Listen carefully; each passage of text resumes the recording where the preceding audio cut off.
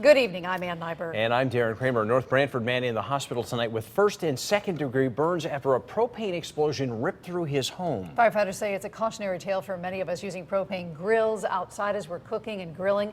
News 8's Neka Nuosu joins us live from the newsroom with more on this. Neka. Well, firefighters say propane explosions are a lot more common than many people think, but there are some tips you can take to keep yourself as safe as possible. These windows wiped out after a propane stove exploded Friday. Big explosion.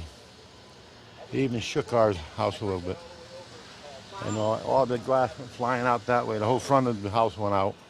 The 70-year-old man who lives here went to light the stove, and that started a small fire and explosion. We're told neighbors rushed over to put out the flames before fire crews arrived.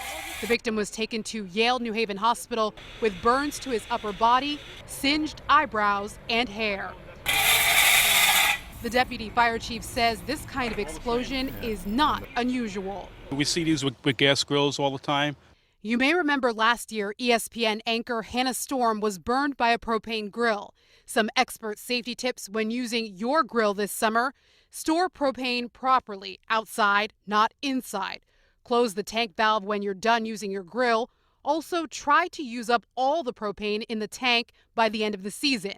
And when in doubt, call a professional. Anybody that has any kind of propane or even natural gas appliances, they should always check them every once in a while. And if they smell anything out of the ordinary, if they smell they think they got a leak, either call the fire department or call your gas company and have them come and check it. Most of the homes in this trailer park use propane stoves. Neighbors say they try their best to be careful. Like anything else, if you take care of them, they're fine. Fortunately, you got it right. You know, it's scary. Now, that victim had just received a propane delivery today at 1:30. The explosion happened at 2:30. We did try to get comment from the propane company, but they declined our request for comment on camera. Live in the newsroom, Neka Nuosu, News 8.